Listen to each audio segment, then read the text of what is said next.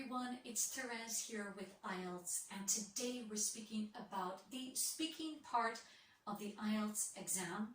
We'll talk about parts 2 and parts 3. And we talked before about the timing, that you don't really have a lot of time in the speaking exam. It's only 11 to 14 minutes. So it's 11 to 14 minutes long. However, it is an important part of the exam because your ability to speak with people, your ability to interact, to communicate is absolutely essential, not only for your career, but also for your relationships. If you can't speak and if you can't comprehend and interact in an interesting way, it's a big disadvantage. So being able to speak to people of all different cultures will help you greatly in your life and in your professional development. So in speaking part 2, the examiner will give you a topic. So she'll give you a topic on a piece of paper and you'll have 1 minute to study that topic. And normally you speak after that for about 3 to 4 minutes. There are many common topics that come up in IELTS. The topics are family, friends, hobbies, travel, sports, cooking, food. The list goes on and on. So lots and lots of common topics that come up. And so it's good to rehearse a little bit so you can develop your vocabulary for those topics. But how do you begin to speak? So there are a couple of phrases that you can use. You could say, well, I want to speak about something. Or a more formal way is to say, I would like to talk about.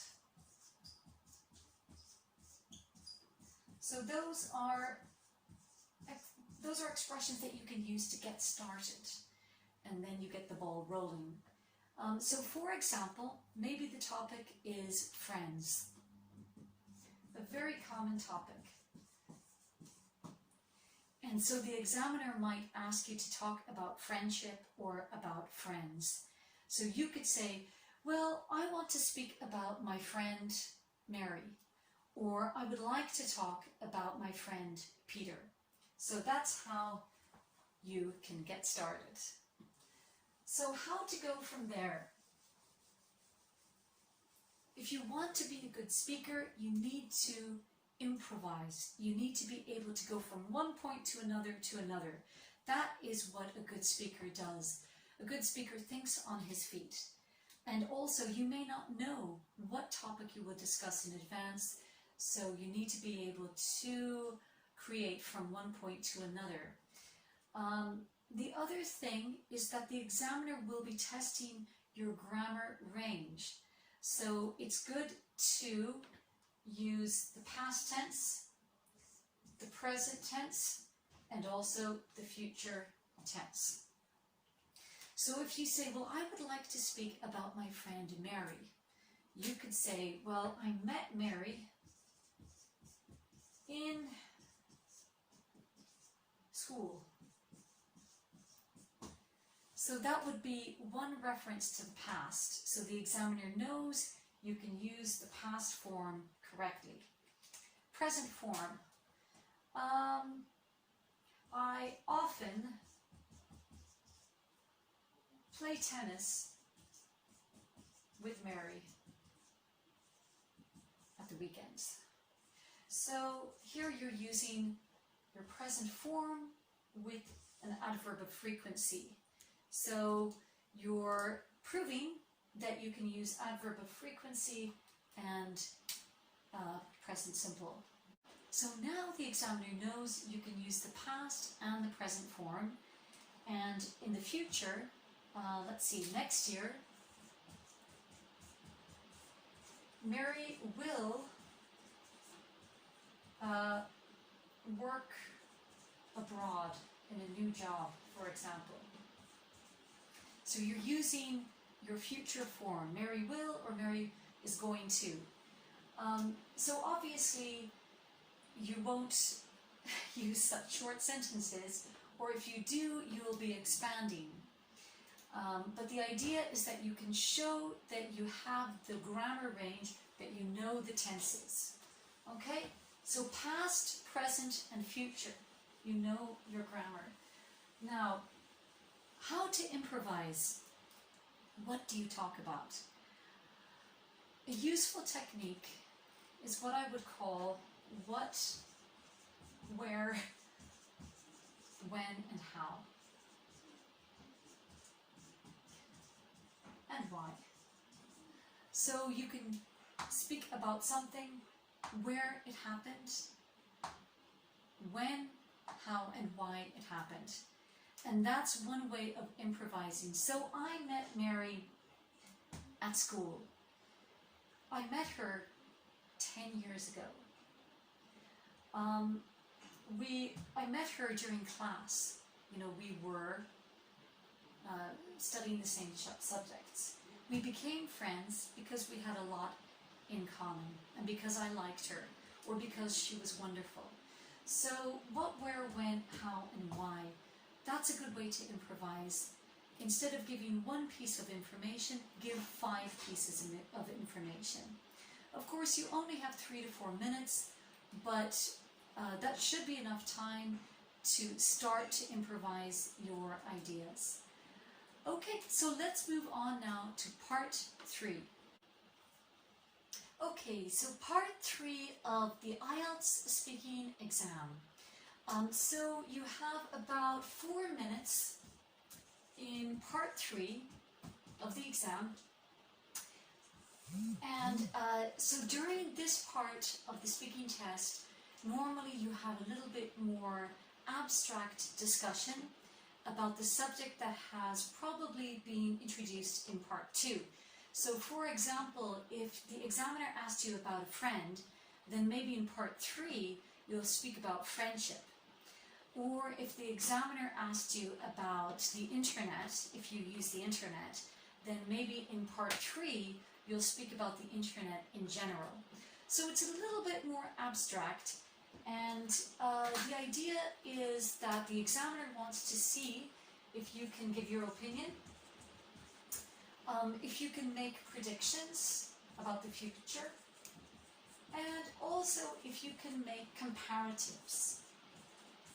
So, as you might imagine, this is a little test of your use of linkers and also your use of tense. So the present, the past, and the future, and your use of comparatives.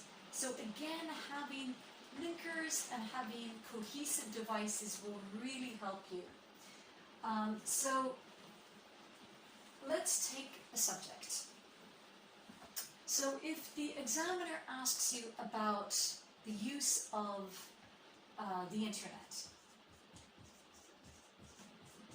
the examiner might ask you, well, in your country, do people use the internet very often? And you could say, in my opinion, many people use the internet. So another expression you could use is, from my point of view. So that's a nice way to open with your opinion. So in my opinion, many people use the internet in my city or in my town. And then you need to give an example. So you could say, well, for example, about 90% of people use the internet, and they use the internet in the library, or they use it at home or in schools. Okay, so you need to give your opinion, and then you need to give examples. Okay, so give your opinion and give examples.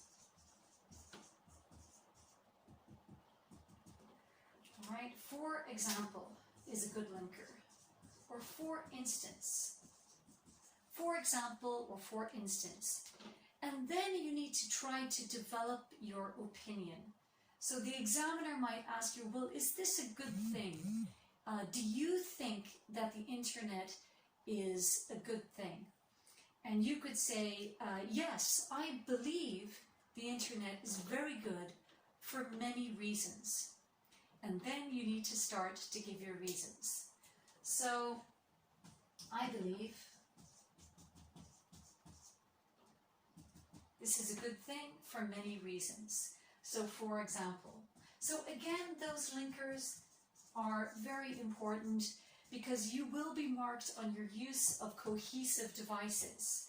So that shows that you are coherent in your ability to give a logical argument. And again, expand, improvise. So don't give just one reason, give 3 reasons, give 4 reasons. And again, don't worry if the examiner doesn't agree with you or they may not have the same point of view. That doesn't matter. The examiner is not testing you.